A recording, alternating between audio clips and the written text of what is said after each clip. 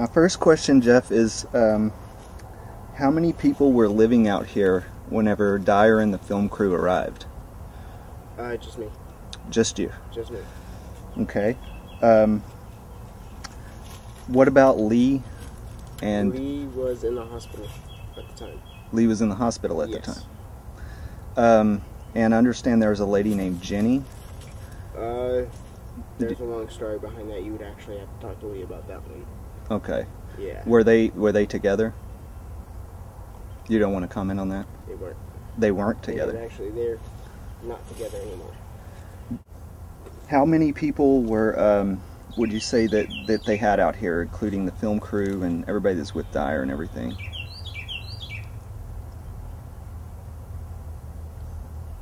9, 10. 9 or 10. And we covered this before, but is there any way possible they could have had a costume or anything like that out here? There's nothing out here. Yeah. And you saw all their gear, and there wouldn't have been any kind of costume or anything. Okay. Unless he had it stashed away in his backpack. Okay. And I never got a good look into his backpack. Fair enough. When the shots were fired, where were you when those shots were fired? They had me out on that hill right back there, watching for people. Okay. Was anyone with you, or were you alone? Just me. Just you? They had you were like scoping. You were basically. Yeah. Okay. Did you have a radio and stuff like that? Okay. Whenever you heard the shots, you didn't go back here and check it out or anything? They radioed in, letting me know before they did anything, so I knew what was going on. They radioed you and warned you that they're about to shoot? Yeah. Okay. Did you ever come back out back here after the shots were fired at any time? Every time I'm back here, I walk back through there. So how long after the shots were fired would you say it was before you came back here? From the same night. The same night? Same night. And did you spend the night out here that night? Always. Okay. And then were you here the next morning? Yes. And what were they like the next morning? Was it just business as usual? They were gone. They were gone. Okay. I was actually there when they left. And you told us before that you took a picture with them? Yep. And after the film crew left and everything, it was just you out here again, right? Right. Okay. And then I went to my mother's, came back, and Lee was back. Okay. So that's when Lee came back into the story, and then I told him what was going on. He wasn't too happy about Dyer being back here. Okay. So you think that he did have contact with Dyer? He hasn't talked to Dyer in a while. The last time he talked to him was the last time Dyer was actually out here before this last incident. Yeah, because he came out here before and then came back. Yeah. Right. Okay. Correct. People that saw the film last night were posting online that at the end you see some sort of scuffle and Rick with his gun. And coming out of the tent. And then Morgan Matthews, the director, gets knocked over by something. You can't really tell what's going on. And then at the end, he's in a hospital, the director, and doesn't really explain what happened to him. And did you see him beat up or anything like that? He actually walked out of here just fine. Got in the truck, put everything away. He was carrying at least 80 pounds worth of gear. At least. Morgan Matthews was? The guy that was holding the camera? Mm-hmm. Yeah. Because that camera is not a light camera, by far. No, it's a heavy camera. That's like 30 pounds on its own. Yeah, that camera's a monster. It is. Mm-hmm. And then with all the lights and everything else, you know, they can pack right on out of here. Very strange. And he looked just fine. I can tell you right now that all the shooting and stuff like that was staged. That's interesting that they warned you before the shots were fired. Well, I knew they were going to happen anyway. They had given me a radio. I'd radio back, say, hey, when are you going to do it? And they're like, oh, we're about to start right now. And then you could hear them running through the brush and everything else. And then, doom, doom, doom, doom, doom, doom. And then it would stop for a little bit because they had to reload and redo it. So they did this multiple times? They did 3 or 4 times. And now, I actually got a couple of the empties here.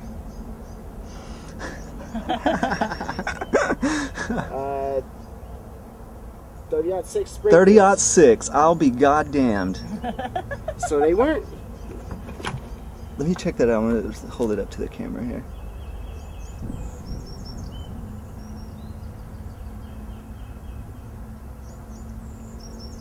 I actually got one here. Yeah, he said the reason why you didn't see a dead Bigfoot was because they had to have someone come back and pretty much babysit you so you wouldn't come into the woods, and that you couldn't be trusted because you're like a loose cannon or whatever, so you couldn't be let in on the deal or whatever. That was his explanation as to why you didn't see anything. I don't know what he's smoking on, but I was here the whole next day, and nobody ever came back. Nobody's been back. Y'all were the first ones to come back with the whole Bigfoot thing, and that kind of, I was like, okay, what the hell has Dyer done?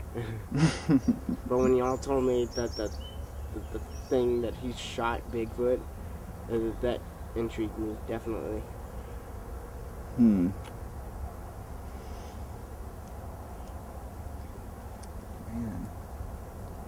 Very interesting. And that's what he was shooting. Nice little Full Metal Jackets. So those were definitely not blanks. Most of the rounds he did shoot were blanks. Really? Yes. He shot, I think, 5 of these, because these ain't cheap bullets. I mean, I have a 30-06, and they're not cheap bullets to buy.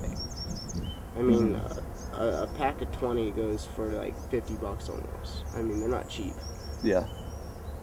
And I buy Springfields, because they're just good rounds. Dependable.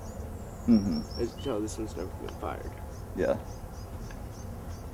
And then he had some shotgun shells out here. There's actually one of them laying on the ground over there. Damn. But those were never shot. They were just flash. Really? Or noise. Interesting. Yeah. Because I cut them open and took a look inside. Because I was going to see if they had a little birdshot in them. There's no BBs? No BBs. Damn. Just paper. Unbelievable. Yep. Do you mind talking about the dog? Your dog? It's a touchy issue, but I could. Okay. Do you think that Rick hurt your dog? At first, I thought it was a raccoon, because she was always getting in a fight with some sort of animal out here. Uh-huh. And when I took her to the vet, they said there's no way that could have been an animal of any kind, because it wasn't torn, it was sliced. It was a clean cut. Meaning knife or some sort of blade. The vet actually said it had to have been a blade. Yes. Okay. And that's what made you think that he did it. Yes. Did he ever talk about not liking the dog or anything like that? No, he helped me bandage her up after the incident. And I don't know if y'all seen the previews to that movie, that documentary they made, but it shows the gash. Mm-hmm. It's not a little gash. Yeah, I've seen it. And so you've seen the trailer. Yeah. I was not happy about that. Yeah. What kind of dog was it? It was a hound mix. I don't know what she was mixed with. Okay. I mean, she wasn't a little dog. Nicest dog you'll ever meet. Mm-hmm. She wasn't like mean. She didn't bite. Very protective, but never bit me, never bit anybody. Okay. I mean, I would have left the dog with a 3-month-old and just left him alone with no problem. Yeah, and not had any worries. Okay.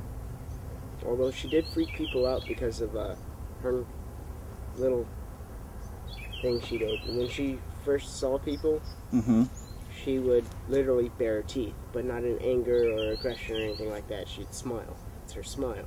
Ah. I've seen dogs that have done that before, actually. Yeah. Interesting. Do you think that there's a possibility that there may be a Bigfoot out here? It is a possibility, yes. You do think that there is a possibility? There's definitely something out here. There's no for sure way of telling what it is, but there's something out here.